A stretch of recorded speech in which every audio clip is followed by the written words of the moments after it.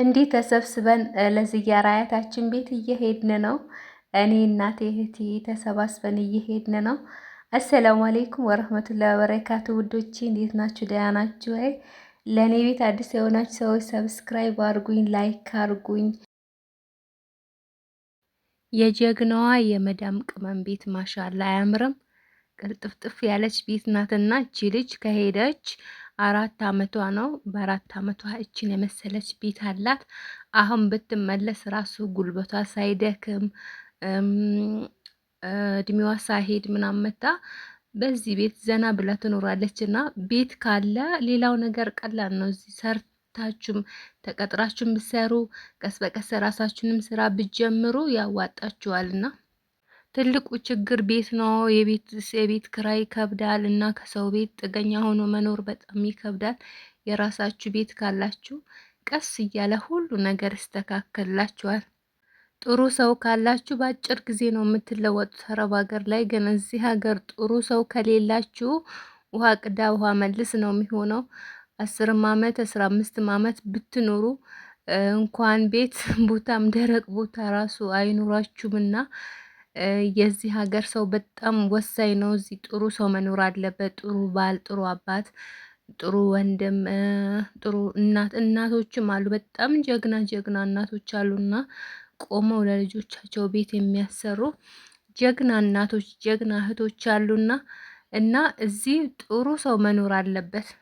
ይሄ ሰፈር እኔ የተወለድኩበት ሰፈሬ ነው። አብዛኛ ቤት የመዳም ቅመም ቤት ነው እና ከነዋሪው እየበዙ ነው። አሁን አዳዲስ መጥተው ቤት እየሰሩ ቆንጆ ቆንጆ ቤት ሰርተው እየኖሩ ነው። እና በማታውቁት ሰፈር ሀገር ከተማ ከምትሰሩ በራሳችሁ በተወለዳችሁበት ቀይ ምናምን ስሩ።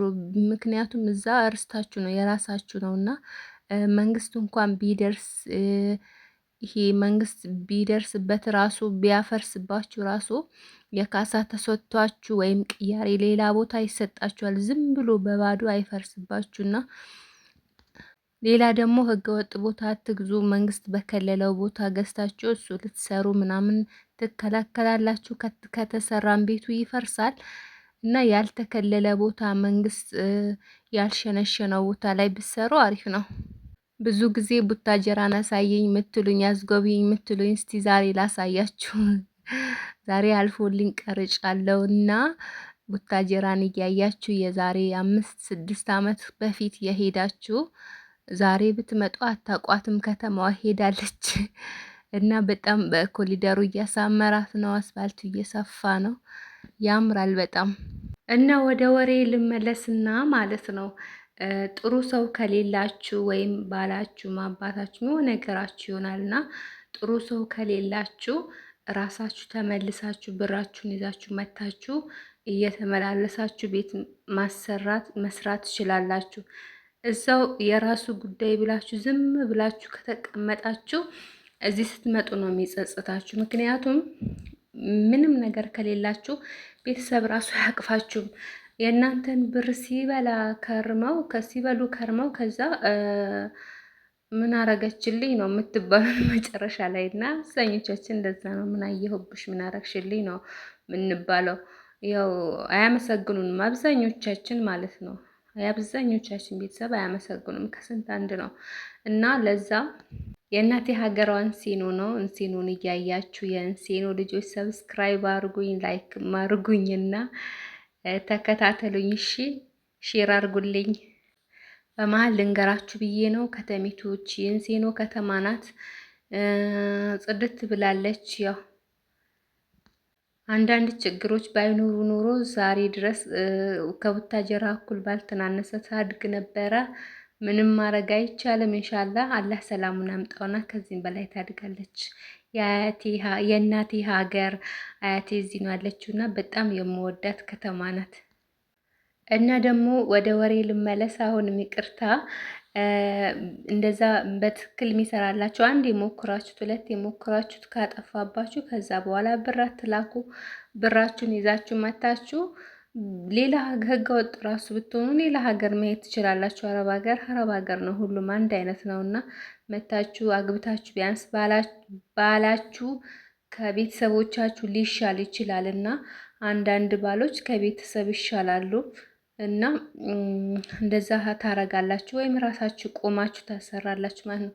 ዝም ብላችሁ ረዥም አመት አትኑሩ። እዚህ ጋር ምግብ ቀረበ። እናት ይዛ ሄደችው። አያታችን ልንዘይር ነበረ ሄድ ነው። እቺ አያቴ ናት፣ እቺ ደግሞ እናቴ ናት። እና አይቢ በዳቦ ነበረ የተወሰደው። ተበላ እላችኋለሁ።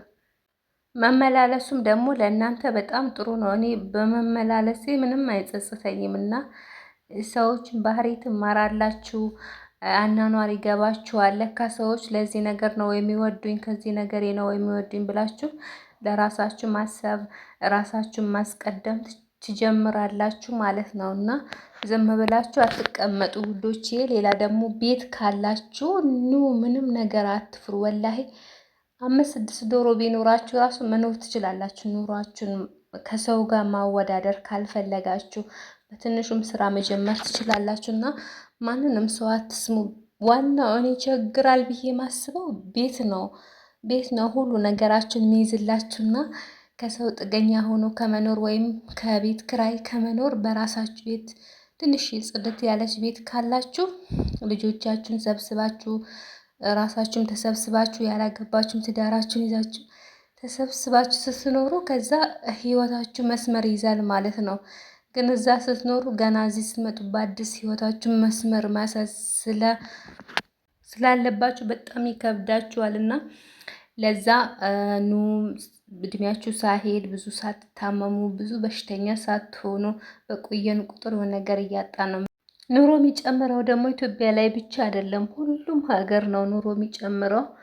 ሰው አትስሙ፣ ራሳችሁን ብቻ አዳምጡ። ለራሳችሁ ያላችሁ ራሳችሁ ናችሁና ወዳችኋለሁ። በሌላ ቪዲዮ እንገናኝ ባይ